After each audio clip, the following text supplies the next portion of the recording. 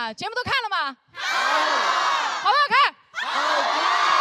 我也觉得节目非常好看啊，真的看得我激情澎湃的。那节目播出之后，我的生活也发生很多变化，就是收到了非常多的私信，我都有看，因为在座的应该有给我发过的吧？有。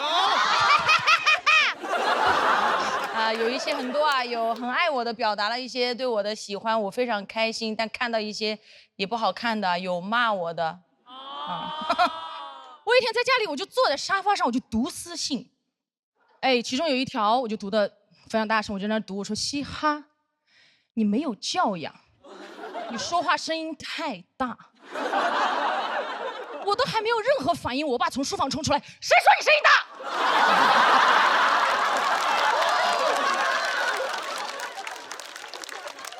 我都吓一跳，爸说你没有话筒，我都听不见。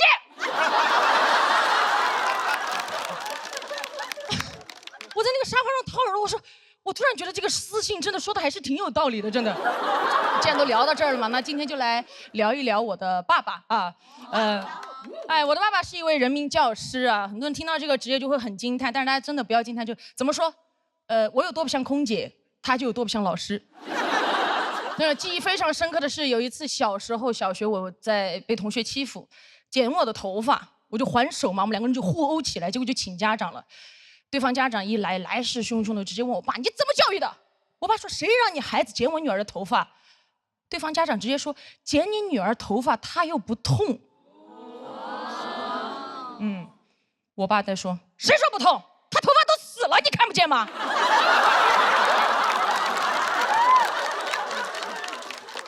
然后过来看了我一眼，抓着我剩下的发，你看，还有谁没死透的还在哭？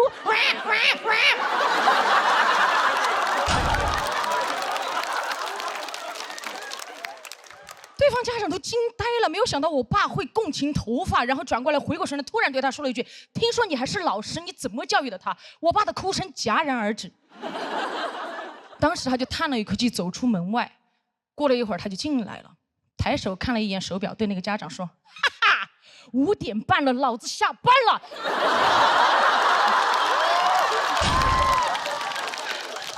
现在，老子只是一个父亲。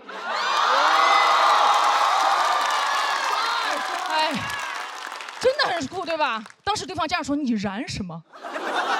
我爸说：“我现在就把你儿子头发剃了，反正他也不会痛。”对方家长拖着小孩就跑了。我当时站在那觉得我爸好帅，我说我爸上班是李老师，下班是理发师。而且那一次事情过了之后嘛，我就一直很想感谢他，就总想为他做点什么。就有一次放学回家了，我就乖乖在家把他的拖鞋摆好等他回家，但家里的小狗老是跑过去把鞋弄乱嘛，我实在没有办法，摆了好多次没有耐心了，最后就用502把他拖鞋粘好固定。爸爸回家一开门，看到门口摆着整整齐齐的拖鞋，热泪盈眶。穿上去的那一刻，欣慰的笑了。迈出去的第一步，门牙断了。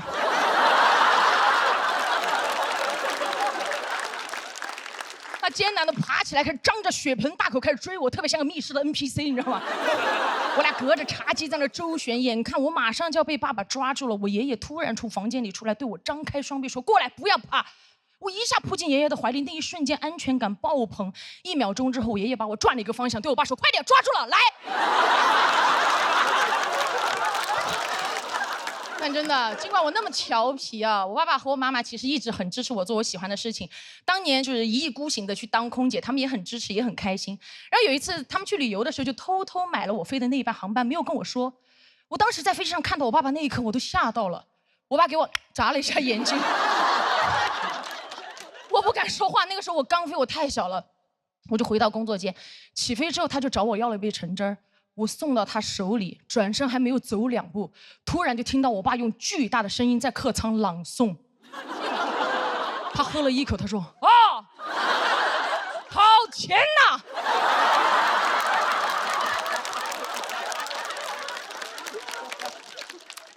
天哪，这个公司的橙汁太好喝了！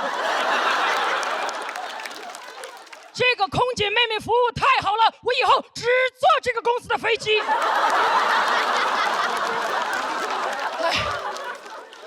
当时周围旅客都盯着我爸爸，以为橙汁的供应商来了。早知道他这么能广播，我就该给他统一春福焙茶。啊！我爸一拿着就这个牌子的茶太好喝了，3重焙火，口口生香，我以后只喝这个牌子的无糖茶。哎呀，没有想到我爸居然可以接商务了，真的。但记得这个就是小学的时候啊，但我这个性格，当时我们班上有个老师就会特别的针对我，他觉得女孩不应该这个性格，然后课堂上无论谁讲话，他都会认为是我，也不听我解释，直接让我滚到外面去站。我就特别不喜欢他。有一次他考试，我就故意交白卷，我想气死他。我也不知道我当时哪里来的自信啊，可能我爸的比他先气死。老师让我把卷子带回家给我爸签字，我不敢，我就拿回家模仿我爸签字，最后还是被发现了。我爸爸过来直接把卷子拍在桌上说滚过来，我当时就跪下了。我一边跪一边滚，就前滚翻。我边滚边承认我的所有错误，我说爸爸，我知道错了，我再也不气老师，再也不跪交白纸，再也不骗人了。我就这么翻滚到他面前的时候，我就觉得我已经把所有的错误都主动承认完了。我爸低头看着我说：“你刚刚说的那些我都能理解你，我不怪你，因为是你的老师针对你，你委屈，我都理解你。”我当时抬头盯着他，那么理解我，为什么让我滚呢？我不理解。我爸说：“呵呵，不理解是吧？我叫什么？”我当时抬头看了一眼我面前这个男人，我觉得又熟悉又陌生。我说你叫什么？他说站起来，把我的名字大声读出来。我说李学军，木子李，学习的学，军人的军。我爸说来，过来，睁大你的狗眼，好好看看写的什么字。我一过去，卷子上洋洋洒洒3个大字：李学车。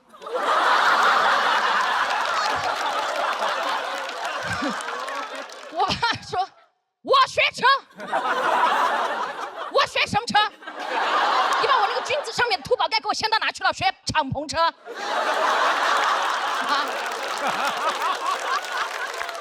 怪不得我到你学校去，你们老师都喊我居哥。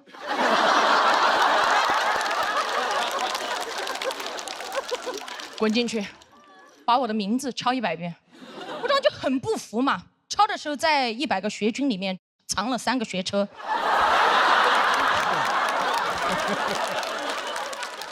后来那天加起来，我一共抄了400遍。前段时间朋友去我家啊，就跟我爸爸聊天嘛，就开始聊，就说叔叔，其实你不知道，其实我们一直都很羡慕嘻哈有您这样一个这么有趣又好的爸爸。我爸当时在旁边挺不好意思说，哪里好了？这不是一个爸爸正常该有的样子吗？我朋友听完，当时在旁边就说，嗓门确实挺大的。其实这次来之前，我压力也蛮大嘛，因为看了那么多不好的评论，加上又是半决赛。然后爸爸走之前跟我说：“你好好讲，不要去管那些不好的评论，有我和妈妈，你什么都不要怕。”我当时转过去盯着我爸爸，我说：“爸爸，原来你可以小声讲话。”我爸当时说：“当然啦，因为最好的脾气要留给你和妈妈。”谢谢爸爸，谢谢大家，我是嘻哈。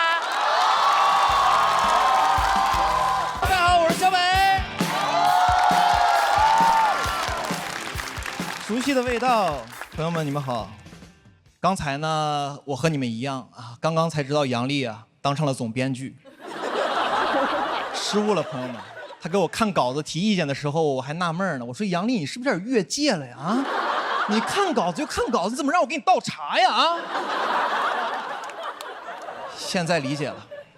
其实这事儿也很简单，今天呢我赢了，说明我是个好演员；我输了，说明他是个烂总编。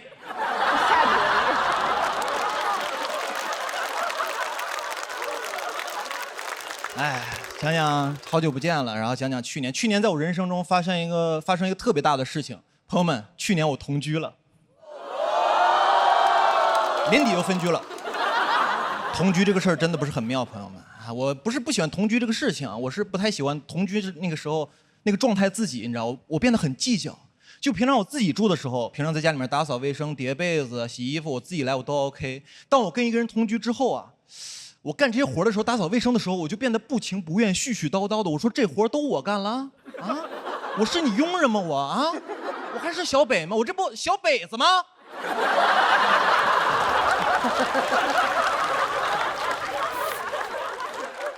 而且好多事都要迁就对方，你知道，我自己住的时候我饿了，我自己订外卖吃就非常方便。当我跟一个人住的时候，我订外卖我就问对方，我说我饿了，我订外卖你吃吗？他说我不吃，我会重复的再问一遍，我说你确认这个外卖到了之后你也不饿吗？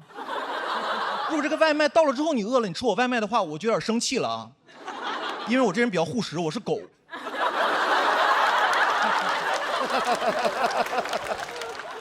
而且同居之后很多事都要分享，看电视剧你们要分享啊，就是吃饭的时候，假如你们吃饭的时候看2集电视剧，只要这电视剧你们看了2集，这个电视剧啊就不属于你一个人的了。啊，假如有一天你自己在家住啊，有点忍不住了，偷偷摸摸的钻进被窝里看第3集，朋友们，这个行为跟出轨没有区别。你永远要等另外一个人完全没有事情的时候，你们开始看第3集。后来我俩分手了，分手的第3天呢，我把《甄嬛传》全看完了。而且同居很多事我都受不了，处理不了。同居还有很多难免有一些摩擦嘛，生活中摩擦都还好，我最接受不了的就是晚上你们还要睡在同一张床上，太尴尬了，朋友们。我从来没有想过白天2个人互相说特别难听的话，恶语相向，你们晚上还要睡在同一间屋子里面，睡在同一张床上。我以前唯一知道的场所就是派出所了。而且那个气氛太压抑了，我在家里面都不敢大呼吸，我刷短视频都不敢笑。但凡你这个人乐观一点啊，说明你对这个争吵不是很尊重，你知道吧？当然有好的时候，热恋的时候，很多时候呢，看似很多很浪漫的行为，比如说一起抱着睡觉，一起抱着睡觉，一般就2种经典睡姿。第一种呢是男生平躺，然后用右臂啊环抱女生在胸口睡觉，等这个女生睡着半个小时之后啊，把这个右臂抽出来，然后甩一甩，再睡啊。这是第一种经典睡姿。第2种经典睡姿呢，就是女生平躺，男生用左手环抱她，但右臂被自己压住了。我想了一下，这个右臂啊怎么睡都是废了。朋友们，我想了，最适合同居一块抱着睡觉就是杨过了。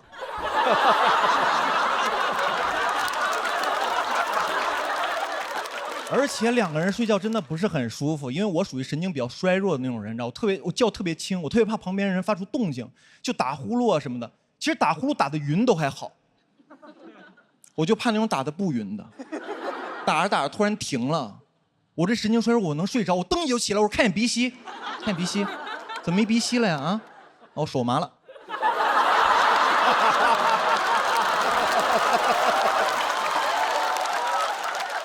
一块儿睡觉真是太难受了，朋友们。有时候我在想双人床这个东西是不是个伪命题？因为以前我在故宫里面看那些博物馆里面那些床，古代床都非常小非常窄，会不会有一天那古代的有一个那个做木床的人，然后他就想，他说哎呀，他说我们最近那个现在睡的床太小了，我们做个大床嘛，我做个那种5尺4的床，特别大，然后一个人在上面翻来覆去，睡得特别舒服特别爽那种。然后这个床我们就取个名字叫爽人床。爽人床。建国给写的呀。然后这时候一天津人进来了，他说这是嘛呀？这是双人床，这双人床得双人睡呀，朋友。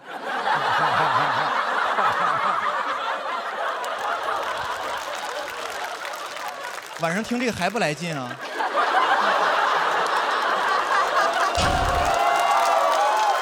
我要翻跟头了，朋友们啊！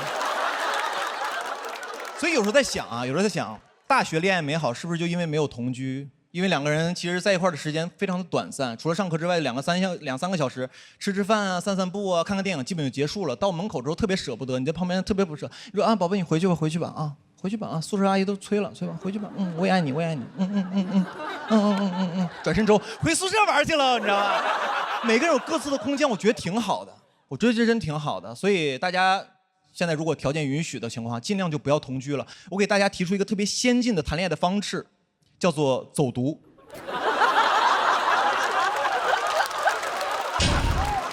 走读真不错，朋友们，走读真挺好的。但是呢，劝大家也不要走太远，不然像我这样呢，很容易不小心就被开除了。谢谢大家，我是小北，谢谢。大家好，我是傅首尔啊，一个脱口秀新人。杨丽鼓励我，他说你来吧，别害怕。根据我的亲身经验，这个台上没人干得过离婚女人。哇，我一听我上头了，我想说我的优势这么的浅显而又明显吗？来了以后整个清醒，杨丽能有什么经验？根本没亲自离过，这几年甚至都没亲自谈过吧。杨丽不劝我，我也会来啊，因为以前我出门啊总是被认错。买咖啡，服务员说你那个脱口秀女演员，我说我没讲过脱口秀啊。他说不可能，就是你天天骂男人。我好爱听，哇！我一听好紧张，我说啊没有，我和男人一条心，我只是和伴侣同床异梦。他说哦对，你离婚了，然后问我陈露老师还好吧？最近呢，开始收到一些正面评价，说半老徐娘突然有了风韵。果然啊，离婚是最好的医美。我不好意思说，其实和离婚没什么关系，就是医美了。我经纪人逼我去的，他说姐呀，人设和脸咱只能垮一样，你都垮。从我决定离婚，他就一直劝我，说就不能为了工作忍一忍吗？我理直气壮，我说姐的生活不能只有工作啊。现在轮到他理直气壮。前2天他问我怎么样，姐，现在连工作都快没了吧？活该。哎，我说你这话不对，你只能说我该，因为离完婚是真没活了。偶尔有一个是一个采访，我一看提纲就一个问题：傅首尔跟陈世美到底有什么区别？哎，我发现这个问题里面一加到底啊，就显得区别不那么大了，给我问住了呢。然后经过我深刻反思，我们俩还是有点区别的啊。我是离婚，陈世美是重婚。你说到底什么区别？法律上民事和刑事的区别。去年我那个离婚节目热播都看了吗？我亲戚也看了，我大姨半夜给我打电话说离没离啊到底？我说别问了，签了保密协议，六亲不认啊。我大姨说懂，炒作不会离的对吧？节目播完我真离了，我大姨又来了，说懂，搞流量，明年复婚对吧？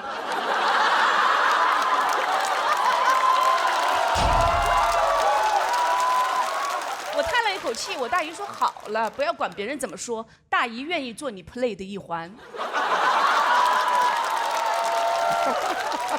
我只能说家人就是家人，他们的支持没有底线啊。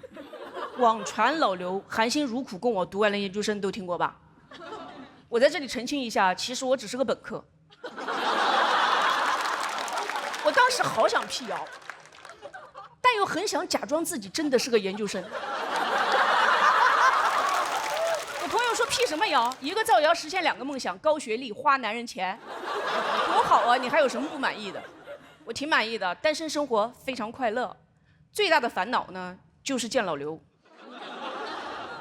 会被偷拍。整得我俩现在鬼鬼祟祟，见个面跟偷情似的。出道8年，我为前夫戴上了墨镜和口罩，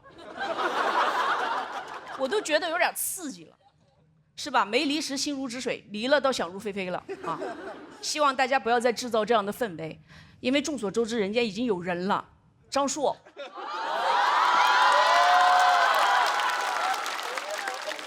男人重组家庭就是快。我前夫觅得真爱之后啊，网友分外关心我的个人生活啊，都关心我什么时候官宣。有一天我发了一张跟我儿子的合影，有位网友说：“哎呀，总算想明白了，就该找个这么年轻的。”还有一些更离谱的绯闻，哎，纪凌尘大家认识吗？有个演员，前段时间跟他一起录了一个节目，我回看，看着看着，弹幕飘过一行字：“瘦下来的傅首尔和纪凌尘好暧昧啊。”因为我跟他很熟，我就跟他交流，我说：“你看，社会对女性要求多严格，跟你暧昧也需要先瘦下来。”哇，纪凌尘吓得倒退了5步，他说：“姐，姐，别往心里去，咱俩怎么可能呢？”哇，你们有没有过这种经验？被男人拒绝，但是根本没有表白啊。主要这种事儿吧，就很难回，你不能说好的知道了，显得有点遗憾。你也不能骂他一顿，说做梦吧，我会跟你好啊，显得恼羞成怒。你更不能沉默，因为你如果什么都不说，他一定觉得你伤心了。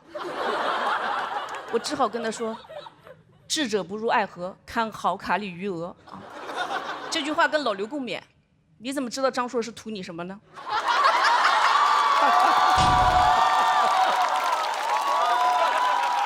哎，这个今天那个我前夫来到现场给我加油啊，我前夫的现任也来到现场给我加油。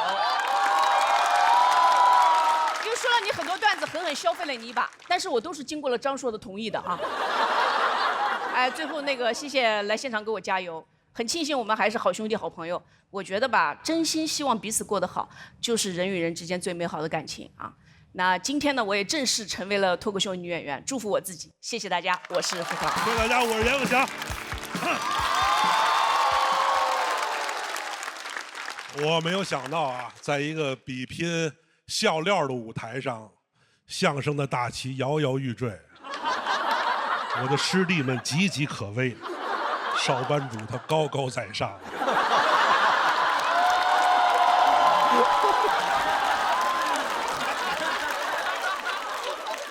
其实来这个舞台，我两个师弟可能是有一点紧张，我不紧张，因为我来这儿不是比赛的，我是来找人的。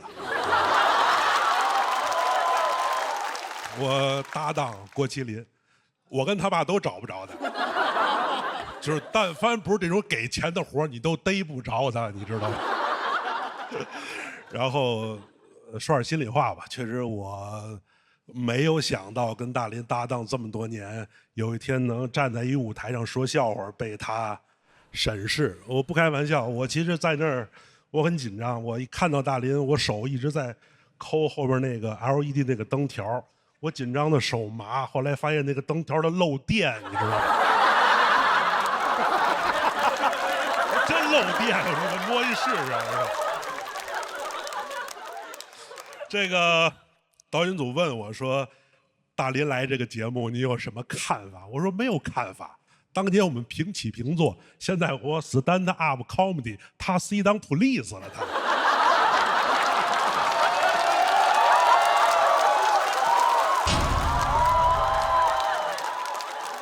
很多脱口秀演员，包括单口喜剧演员，对我有一些了解，是因为我之前确实做过一些这方面的交流，我也发表过我一些看法。我还是那个观念，我认为中国人说中国话逗中国人开心，本质上没有什么区别。我老觉得单口喜剧将来可能也会卷出师承啊、门派啊，包括制式的大褂的服装，到那天单口喜剧就完了，你知道吗？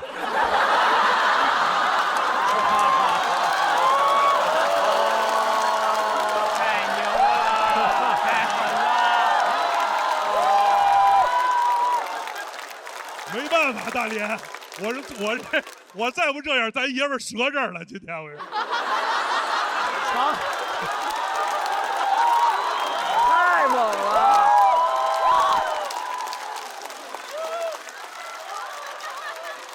你们以为大连来是当嘉宾的吗？他是替他爸看着我，不要胡说八道，知道吗？那些叛徒师哥都是昼夜之极，阎鹤祥才是心腹大患。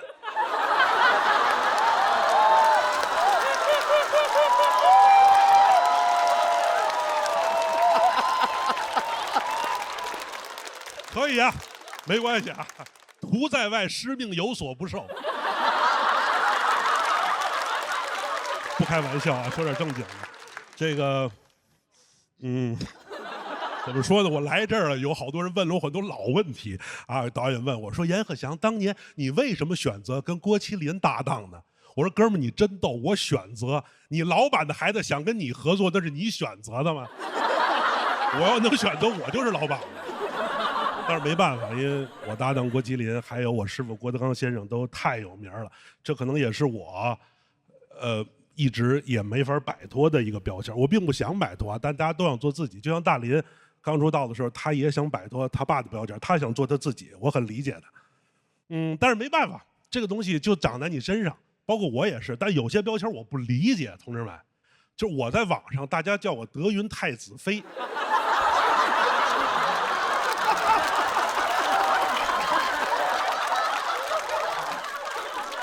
就是哀家很不理解，本宫很疑惑。这个大数据很厉害，你知道吧？就头些年我的关键词都是太子妃，天天给我推戴安娜。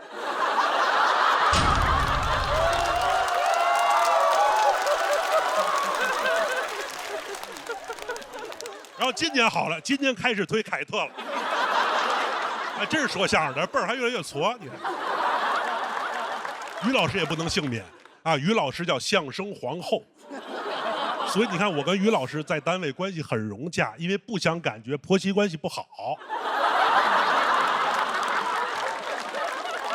很有意思。有时候我也问大林，我说有一天我跟你师傅同时掉水里，你会救谁呀？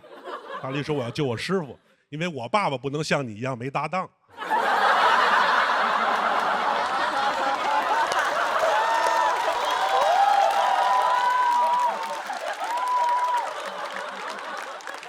我师傅很心疼我，我师傅说有一天大林要真不说了，我跟于老师我们两口子就带着你，咱仨一块儿演出。后来试了几次不行，观众说看着很可怜，起个名字，这叫德云留守家庭。没办法，后来我跟我师傅说我要出去单飞，做点别的事儿。然后我师傅说不行，你得给我儿子守着呀。啊，确实很封建，没办法。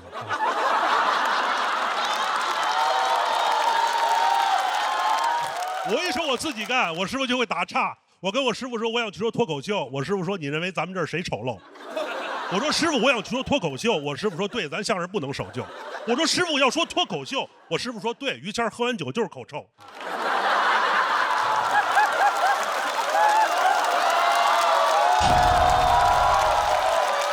这是相声的技巧，如果不可乐，不是相声的问题啊。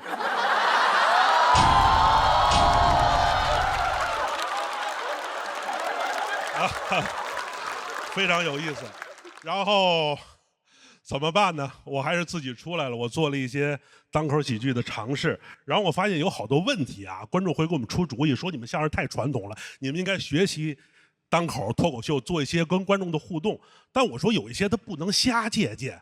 我在线下看过好多单口喜剧啊，他们来跟观众介绍，你比如说问老刘吧，俩人啊一块儿来的，一男一女。你们俩什么关系？没有关系。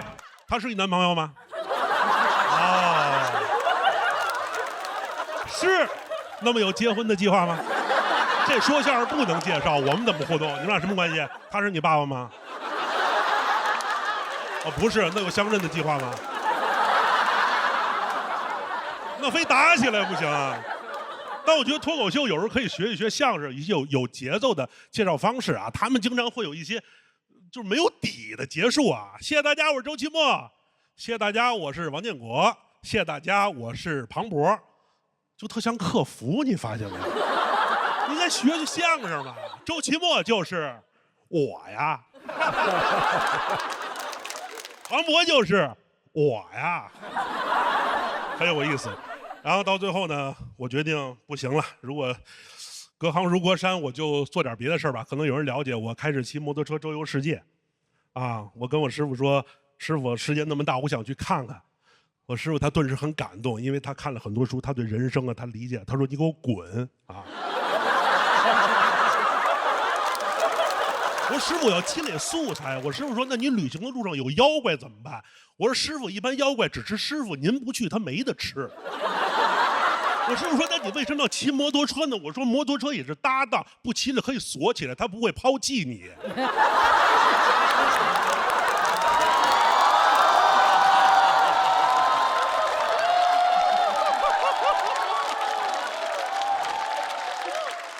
说两个旅行的趣事。我在秘鲁的时候，因为我在国外没法跟大家介绍我是一个相声演员，我一般真的简单的盗用你们的名号，我说我是一个脱口秀演员，或者说是单口喜剧演员。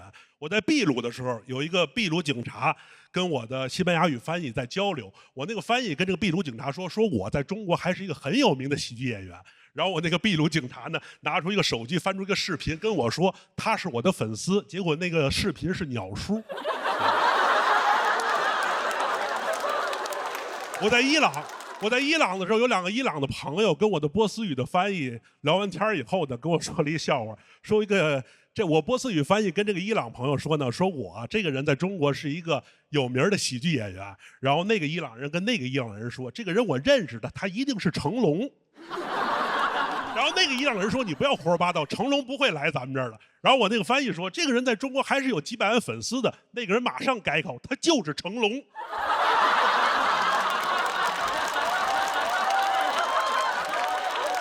我之所以做这么多事儿啊，走南闯北，还是做一些新喜剧的尝试，我还是想把相声这门传统艺术跟这个新鲜的世界做一个万能的接口，所以不要管我叫德云太子妃，可能的话可以管我叫德云 Type C。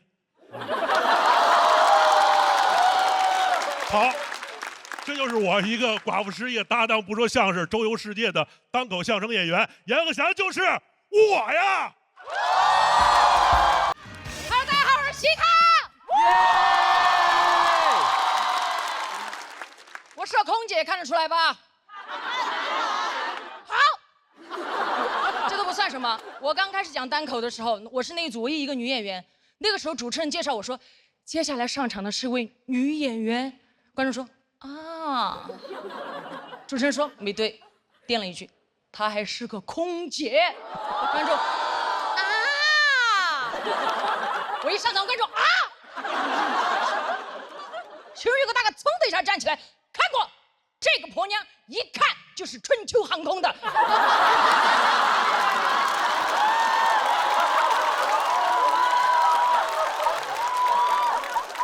什么意思啊？别这样，每个航空公司的乘务员各有各的美，知道吧？这都算了，就是因为大家有这样的反应。前段时间我去看医生，因为腰不好嘛，我一进去那个医生的诊室，有2个老头躺在那个地方针灸。当时医生看了我那个片之后，觉得我非常的严重，他说干什么工作的这么年轻，腰伤那么严重？我不好意思说我是空姐，我怕2个老头站起来笑我，我忍了一下。他要给我开脾气，他说你快点干什么的？我说医生你，我高空作业。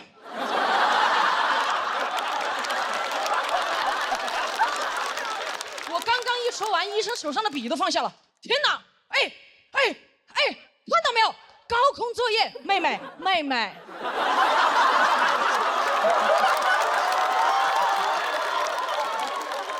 我说你说呀，他说现在像你这么年轻，开塔吊的还是少了哈。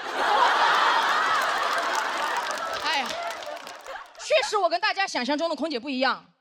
我是体育生，原来是定向越野大赛冠军，国家2级运动员。怎么当上空姐的？完全是因为那段时间训练太累了，我不想跑了。我刚好碰到了空姐面试的招聘，我就报名了。拿到面试通知单那一刻，特别开心，拿着单子去找我教练请假了。我说教练，我不跑了，我要当空姐了。我教练拿过我的单子，天哪，空姐！你去嘛，你当了空姐，老子给你买架飞机。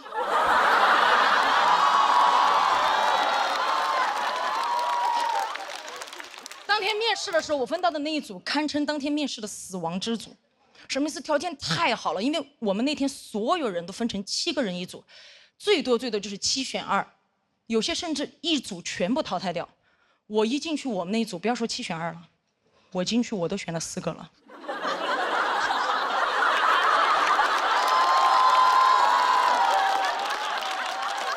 太好看了。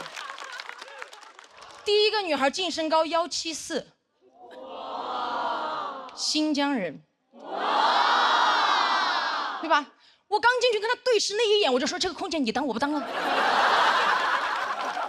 特别好看，漂亮到哪种地步？当天我们要求是穿短袖，裸露部位不能有任何明显的疤痕。当时面试官问他：“你手臂上这道疤是怎么回事？”他说：“哦，这个是胎记。”面试官说：“哦，胎记，我觉得胎记随着时间的推移，应该会淡掉吧？胎记。”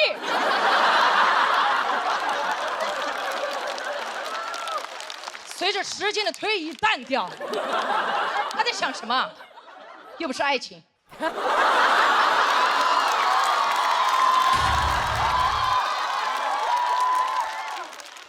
我这个时候已经明显感觉到第二个女孩子的跃跃欲试了，已经迫不及待，她该踏的时候一个箭步上前，老师好，我是2号，身高171，特长拉丁，咵，他就甩了一个胯出去，就这么快，这个胯都感觉甩到了对面3位面试官的桌子上放着了，目光如炬盯着对面的面试官，好像在说你们不给我过这个胯，我就收不回来哦。面试官哪里见到过速度这么快的胯，对吧？他说哦。挺不错的，挺不错的。那个同学可以到旁边冷静一下吗？我们后面毕竟还有那么多选手。他说可以啊，他这样送着胯就到旁边去了，好灵活。太优秀了。到我的时候，我已经明显感觉到，因为可能是面试官已经看到了太多条件非常优秀的女孩了，到我这已经明显没有什么耐心了。我刚刚上前一步准备开口的时候，他直接打断了我说：“等一下。”你基本条件我们已经看了，就不要浪费大家的时间了。你有没有什么特长？我觉得他一点都不尊重我。我当时冷笑，我说特长，哼，这个地方不够我起跑。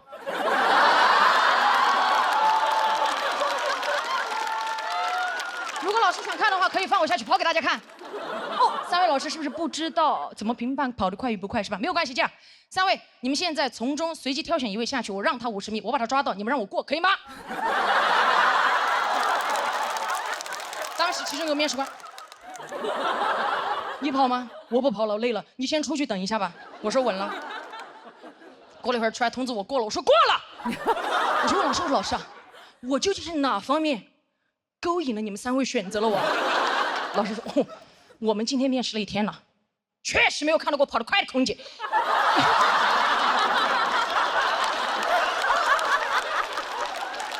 你要跑得快的空姐干嘛？后来上了班才知道，个别旅客啊，极个别，他上了飞机以后，他认为空姐是住在行李架里面的。怎么说？就只要他一按呼唤铃，所有空姐必须像氧气面罩一样快速掉在他面前说：“怎么了？”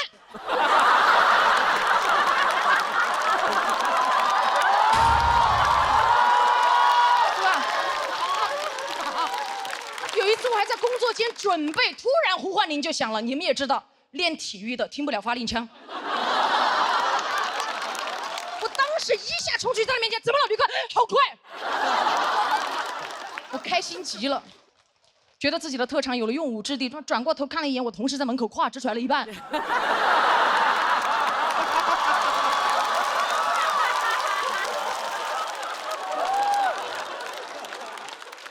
完全能理解大家为什么想象不到我当空姐的样子，因为这个社会对这个职业的刻板印象确实太多了，对吧？很多电视短剧里面拍的空姐就是这样，穿着短裙、丝袜、高跟鞋，拖着一个飞行箱在那个后几楼走过去走过来的，对吧？都是这样，完全不是这样的。而且我当了空姐之后，非常不能理解，为什么我们在那么复杂的高空环境下工作，还要穿短裙、丝袜、高跟鞋，就不能穿裤子吗？对吧？我当时问过我的老师。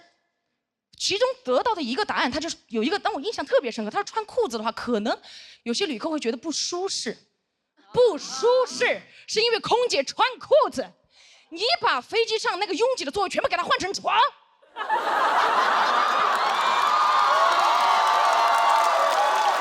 吧？哪怕空姐穿着盔甲站在他面前，他都不会觉得不舒适，睡着了看不见，巴卡巴卡，就。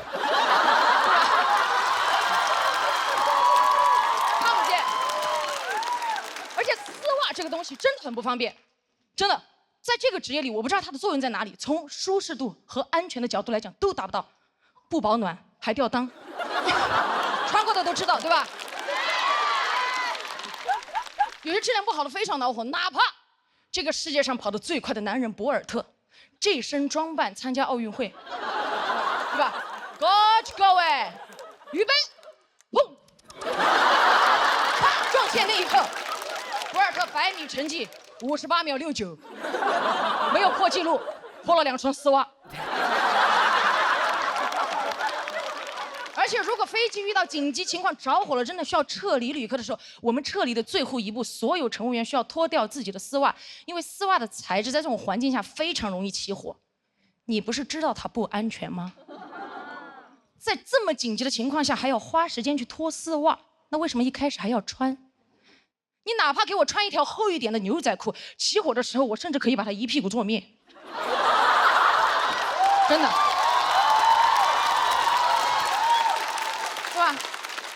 紧急情况，这个时候着火了。我说火在哪？我一屁股坐过去，我的同事拿着我灭火器来，火在哪里？我说火在当下。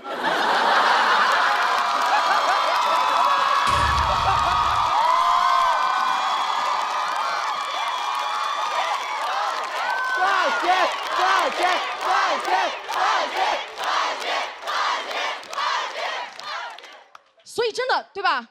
所以空姐穿裤装，真的会让人觉得不舒服吗？今天我刚好穿了裤子，我想拜托大家跟我在一起感受一下。尊敬的各位旅客，晚上好。我代表全体机组成员再次感谢您选乘本次航班，我们愿与您共同度过一段愉快而舒适的旅程。我是本次航班乘务长嘻哈，谢谢大家，我们下次再见。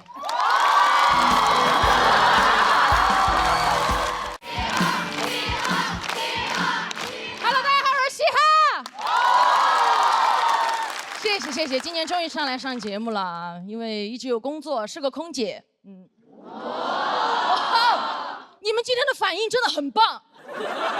之前有些观众听到这，你根本就不像，我又不直接这样上。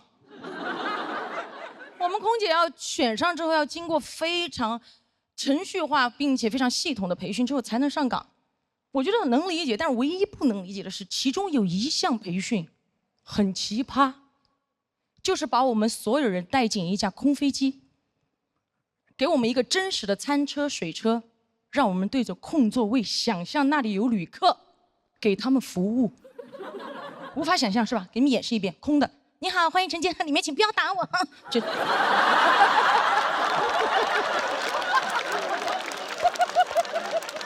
想象嘛，而且还要考试，所以考试当天我就发得很快。我说老师，我发完了。老师看着我说，你怎么这么快就发完了？你同学才发2排，你怎么这么快就发完了？我看着一脸认真的我的老师和我这边的空座位，我说我这边的旅客他们都不要。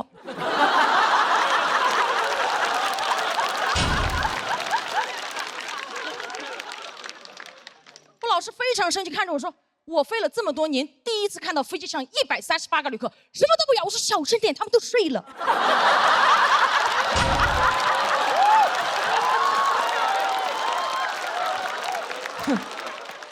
模拟？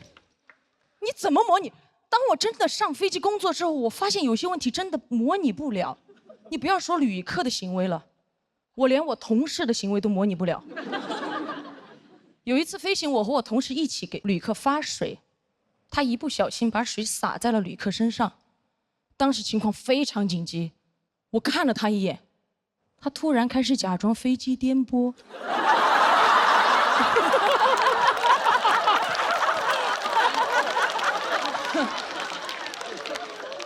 他开始好颠，颠回了工作间。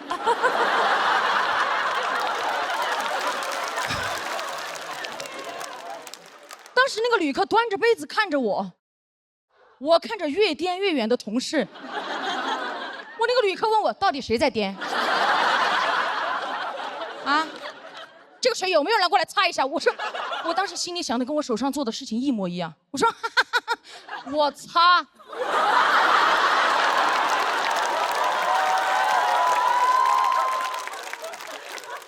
真的很多东西是模拟不了的，一旦跟人挂钩，人是很复杂的，对吧？模拟不了。有一次，一个旅客上飞机，自己的耳机坏掉了，找我要飞机上的耳机。但是因为飞机上耳机的插孔跟他的手机插孔不匹配，而跟我大发雷霆。我给他报纸杂志他都不要，他一把给我摔开，他夹着机票指着我的脸说，我今天上飞机就是专门来听歌的，听不了歌我就投诉。他这句话简直给我当头一棒，当当。而且当时周围所有的旅客都已经探出头来想看我怎么解决这个问题了，我被逼到那个地方没有办法，我蹲下问他，您想听什么？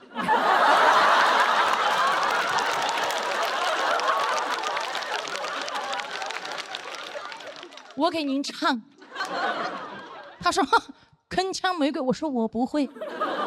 他投诉一切美好只是昨日沉醉。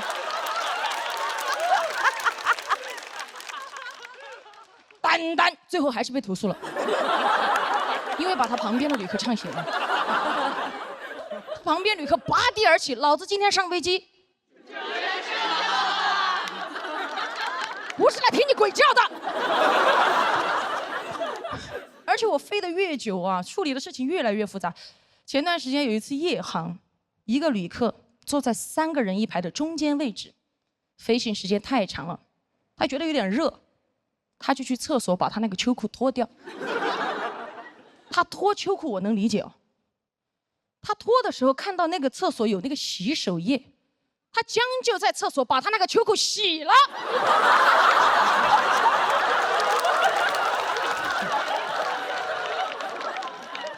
他该不会觉得飞机颠簸可以把他那个裤子甩干吧？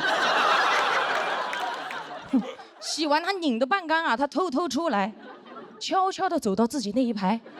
夜航嘛，所有旅客都睡了，他打开他头顶上方的行李架，把秋裤晾在行李架的边缘，然后把行李架盖了过去，最后把裤腿轻轻地搭在过道旅客的肩膀上，像献了一个哈达。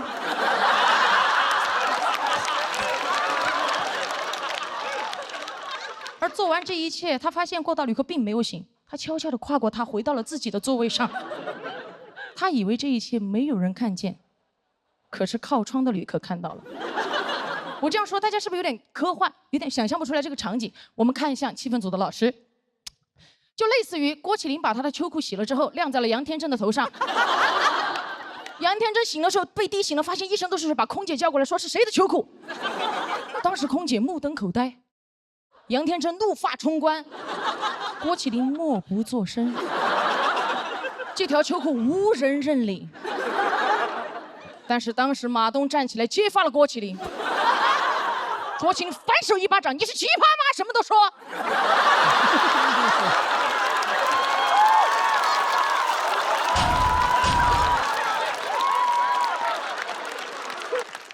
当时天真气得都不天真了，哇，3个人打得不可开交。我当时啊，就跟侯佩岑老师一模一样，礼貌的微笑站在旁边，你们不要再打了啦。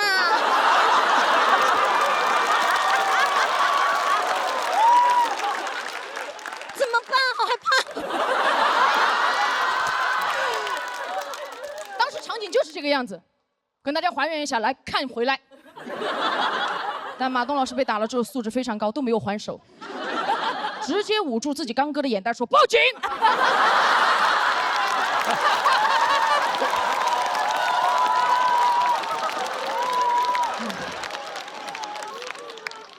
最后就报警了嘛。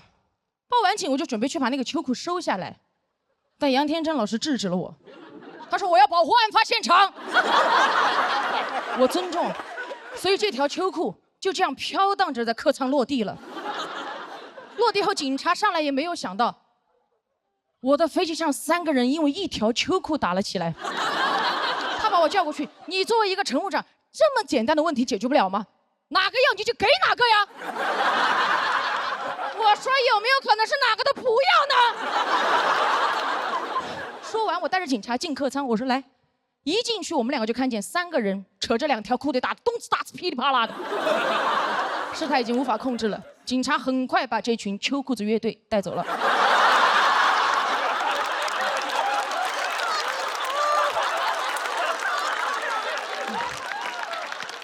下飞机之后，我还是写了很多材料报备这个事情，最后还是被投诉了。我后来想了一下，反思了一下，可能当时确实是我处理的不够好。我就应该直接用那条秋裤把我吊死。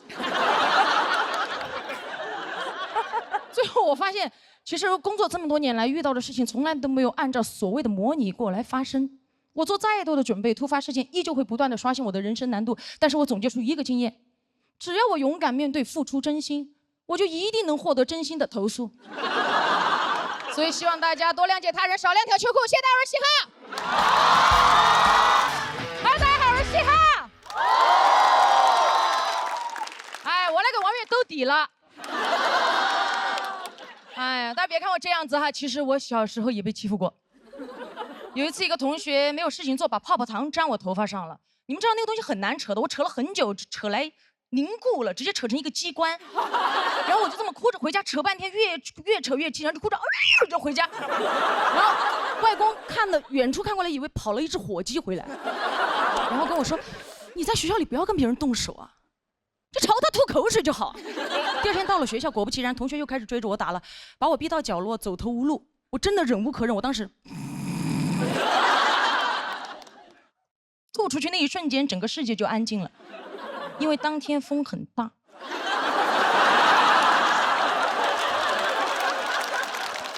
因为我的外公忘了告诉我，口水要顺风吐，2秒前的口水正中眉心。我的外公一生打过很多仗，抗美援朝、解放战争，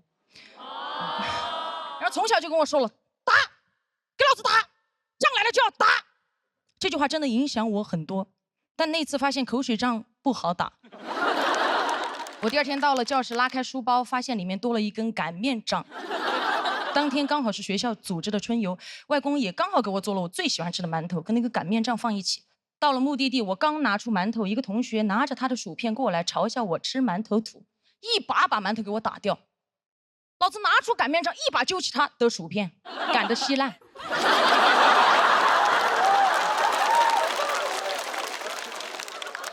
他本来想还手，看到我手里的擀面杖，转头开始暴踩我的馒头，直接踩成了一张饼。就在这个时候，老师看见了，一把拉开，他说：“你怎么可以糟蹋粮食了？快捡起来吃了。”他说是嘻哈的，我说不是我的，我说薯片在嘴里啊。老师说薯片嚼碎了不要说话。晚上回家，外婆端出馒头，一脸疑惑说：“你先吃吧，本来说好今天吃饺子的，擀面杖不知道哪儿去了。”我看向外公，外公。虽然外公跟我说了仗来了就要打，当然我也不是没仗硬打，都是别人先惹我才打。整个学生时代，我的头发被剪过，吊带被扯过，馒头被打过，钱也被抢过。当然这些事情我知道也不止我一个人经历过，但那些欺负我的人后来也不好过。怎么说呢？老子的擀面杖，仗功赫赫，真的。后来他们都知道仗来了就要跑。后来上班成熟了很多，直到遇到公司一个出了名的爱刁难人的前辈。他最奇葩的一点就是有非常变态的控制欲。他在飞机上，只要他没吃工作餐，我们所有乘务员都不准吃。恶霸！我不行的，我是必须按时吃饭的。当天飞机上工作完了，我就开始吃。他过来说：“你怎么吃上了？”我说：“一起吃啊。”他说：“我不吃，我不饿。”然后阴阳怪气的跟我说：“你吃吧。”你把我那份也吃了，我说我吃的就是你这份。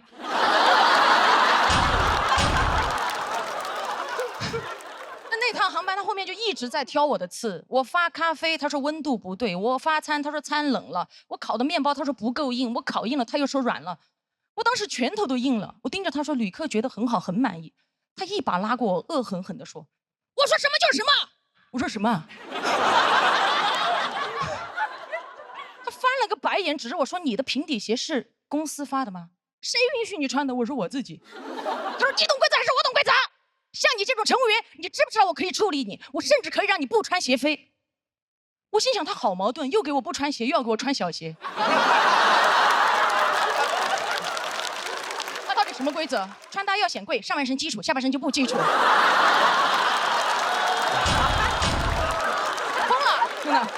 吃了2份饭是有点晕碳啊，真的。那这一次也是我职业生涯耿耿于怀的一次经历。后来我朋友都在问你到底是做了什么让他这么讨厌你，我说做自己。后来还在公司造我的谣，说我在外面讲脱口秀是不务正业。后来越传越离谱，有一次传到我的耳朵里，一个同事甚至都不认识我，过来跟我说：“你知不知道我们公司有个人在外面做嘻哈被抓了？”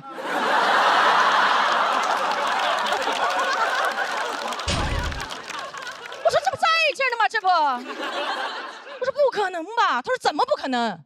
我亲眼看着他被抓进去的，说他利用空姐身份在外非法牟利。我说牟什么利啊？他该不会把飞机餐拿下去卖吧？同事说飞机餐谁吃啊？我听说他把飞机座椅拆下去卖了。我都不知道这种谣言怎么传出来的，还有人信。我拆飞机座椅下来卖，谁买？卖给高铁。而且说实在的，我被谣言真的困扰了很久，也被针对了很久。好在前段时间辞职了，很爽的，10年了。前段时间出差，我经常因为录节目往返嘛，我就正好坐到了那个讨厌的前辈的飞机。有时候世界就是这么巧。当时一上飞机，所有同事看到我都非常亲切，上来拥抱我。前辈和我对视那一眼，我从他的眼神里都看到了一种情感。嘟嘟嘟嘟嘟。错了，我和他对视那一眼，其实一瞬间想起的是刀枪棍棒擀面杖的声音。星，他一看到我就过来，非常阴阳说：“大明星，你亲自坐飞机啊？一会儿还吃饭吗？”我说吃，他说飞了这么多年还没吃够啊。我当时一肚子气，但我也没有想跟他吵，因为当时我觉得他说的也对，我确实是大明星啊。起飞之后没过多久，我旁边的旅客按呼唤铃叫他过去，说饭冷了，口感不好要投诉。我的前辈过来说不会吧，我在旁边说不会吧。那个旅客对我前辈说：“不信你自己吃一口。”我一把挡在前辈面前，对旅客说：“他不吃饭的。”在飞机上，我帮他吃吧。就在这个时候，旅客指着他说：“像你这种乘务员，你知不知道我今天可以投诉你？”在那一瞬间，我突然在前辈身上看到当年我的影子。我不想为难他，真的替他吃了一口，说还好，但我也不想放过他，说还好没吃到下面，下面更凉。你端回去重新再给他热一下吧。他这个前辈真的没有想到，当初他为难我的口水，在高空飞了这么多年，还能在万里高空击中他的眉心。前段时间看新闻啊，网上看到很多航空公司开始实行女乘务员可以自行选择着装了。我那个时候看着我的同事妹妹们穿着自己买的平底鞋，相对轻松自在的走在客舱里的时候，我就感觉那一年在飞机上被刁难的自己，在那一刻才彻底的释怀了。就好像当年那个讨厌的前辈在飞机上趾高气扬的问我：“你懂规则吗？”我说：“我当然懂啊，不合理的规则就应该像这碗冷饭一样，端走重新热，热不好这个老子再热，然后热馊了就好了。”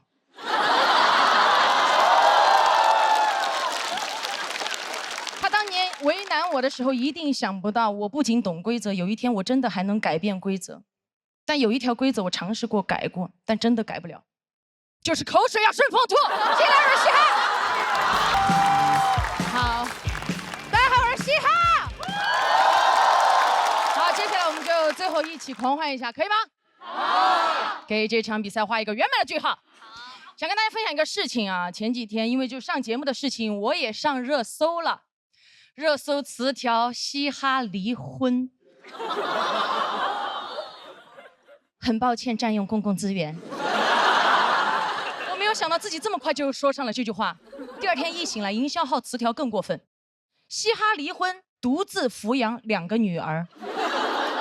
很抱歉占用房主任的2个女儿。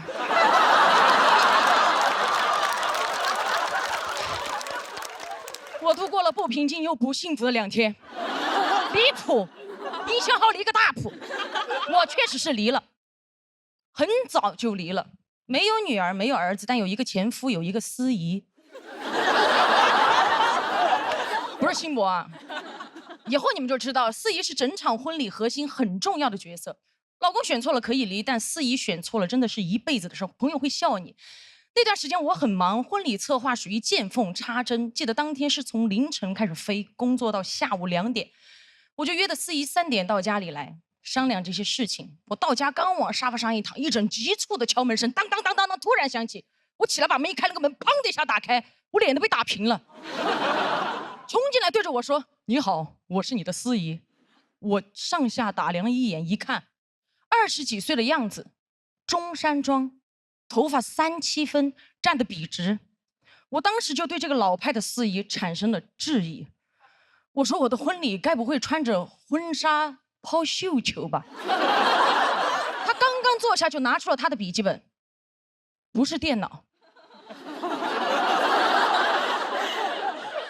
就是笔记本和一支钢笔，说：“来之前我已经做好了关于你的背调。”我第一次在司仪嘴里听到背调这个词。然后他就开始说了，他说：“我知道你喜欢舞狮，当天我给你们准备了一对狮子，迎宾的时候你和你的丈夫一人一只。我说我俩我。他说我也可以，我说你安心主持吧。他说我还知道你喜欢五月天，我把你上场的音乐也选好了，就是你最喜欢的知足，怎么去拥抱一道彩虹，怎么去拥抱一夏天的风。我说停。他说你不喜欢吧？还有一首恋 ing 恋 iing 恋 ing。我说停，不要再唱了，唱2句就够了。他说你版权意识好强。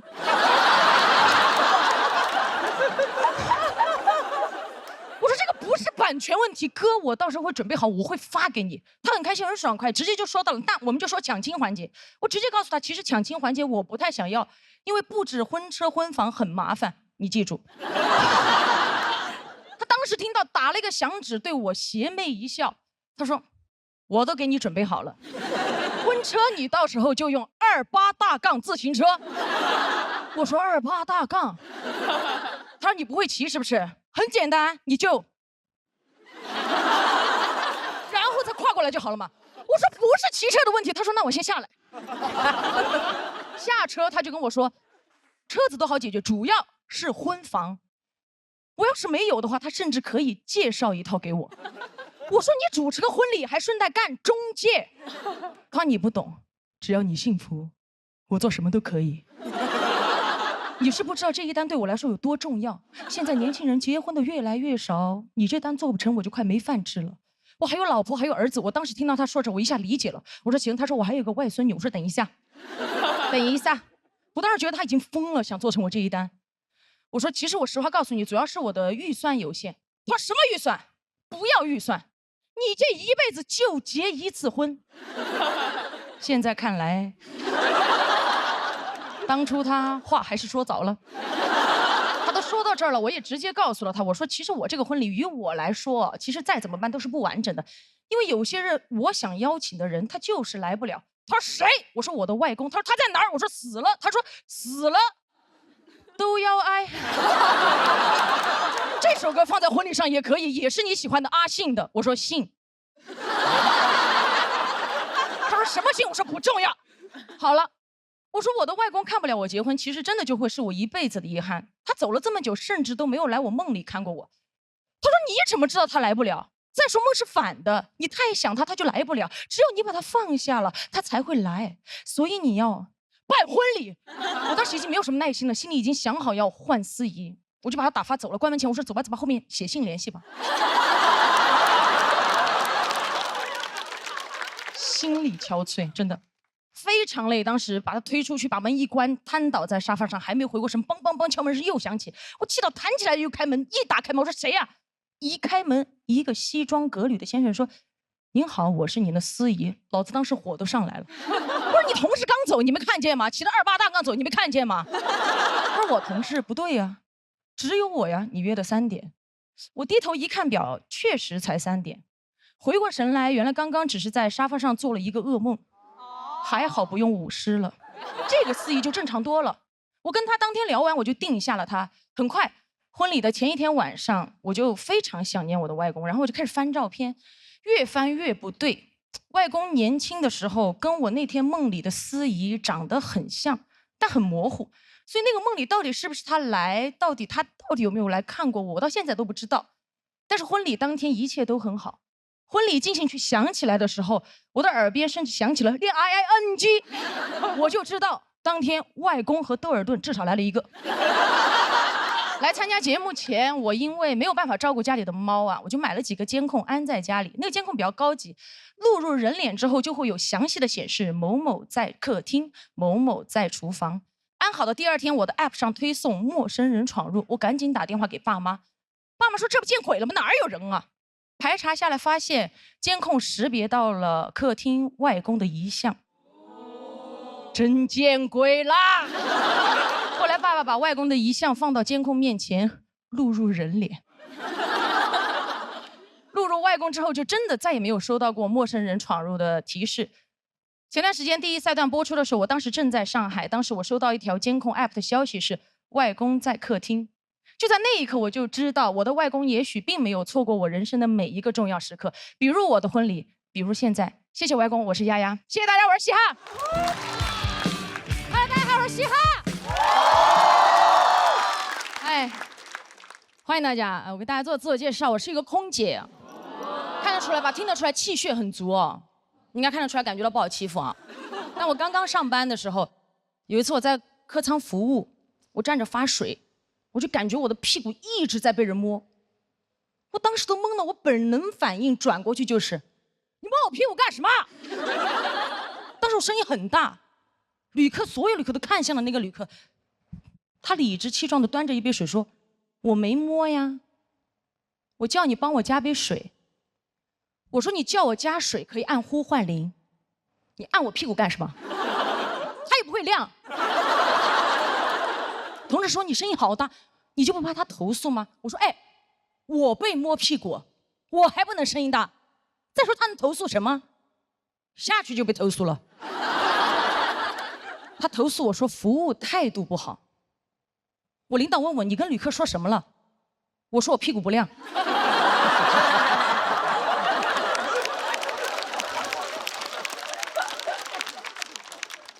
领导说你怎么能这么跟旅客说？我说就是不亮啊，你的会亮吗？给我看一下。经常遇到这类的事情。还有一次，我的一个小同事，一个小妹妹，在客舱工作的时候被一个旅客要电话，旅客说你不给我话，我就投诉你。我想办法能要到你的电话，非常害怕，走到后厨房问我姐怎么办。我说我跟你一起去。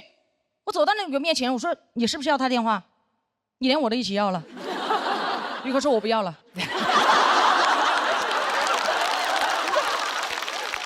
我说你为什么不要？他说我就是不想要了。我说嗨，电话只想要一个了。刚刚发饭的时候，餐都要2盒。哦，但这句话我没说啊，我怕被投诉嘛。后来下去还是被投诉了，他投诉我非要给他电话。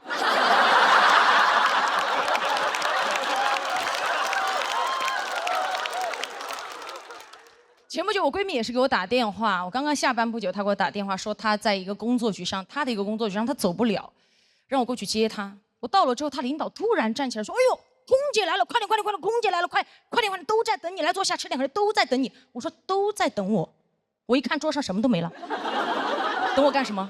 等我来收餐。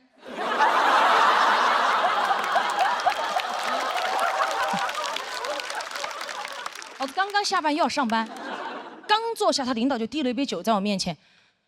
我说：“我不喝酒，真不喝了。”他领导说：“哎。”你们空姐不是都挺能喝的吗？我心想，什么叫空姐都挺能喝？你见到的空姐都是站在门口，您好，欢迎登机，15、20没有过，这样吗？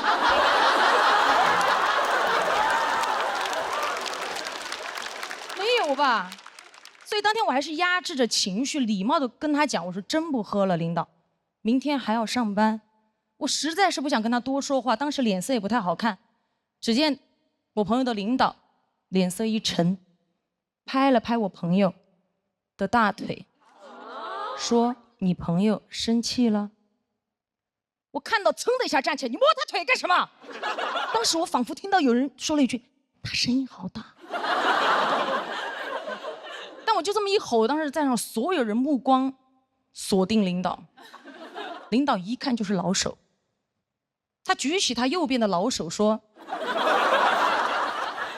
我没摸呀。”隔着裙子不叫摸，我低估了他这张老嘴，我气到浑身发热，汗流浃背。当时左边胸上的硅胶胸贴气到贴不住，咣的一下就掉出来了。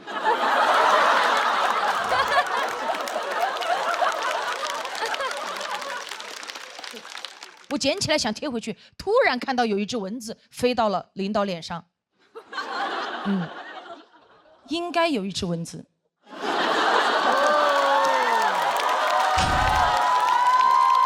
就是有只蚊子，我抓着我的胸贴一啪甩在他脸上，啪一声巨大声，当时领导都懵了。他说：“你打我干嘛？”我说：“没打呀，隔着胸贴不叫打呀。”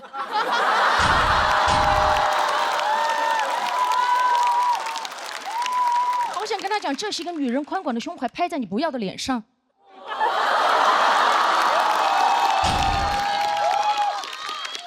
手收回来的时候，胸贴依旧在他脸上，显得他脸皮更厚了。他当时什么话也没说，只是默默地摘脸上的胸贴，一边摘一边看着我闺蜜说：“你朋友挺有种的。”你看，他连这句话都不敢对着我说，因为他知道我真有。而且他但凡有点常识哦，他就知道这不是我全部的实力，因为我还有一个胸贴。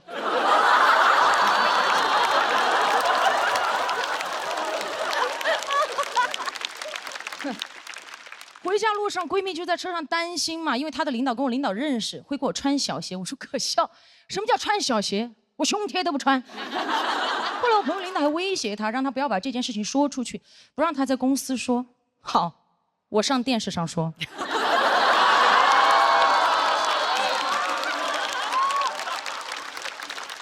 说出来是我该做的事儿，又如何是他该想的事儿？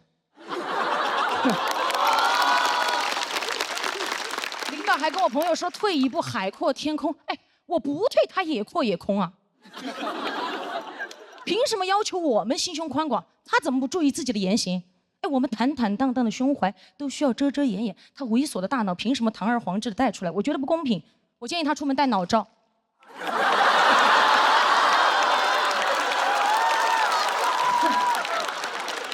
爽啊！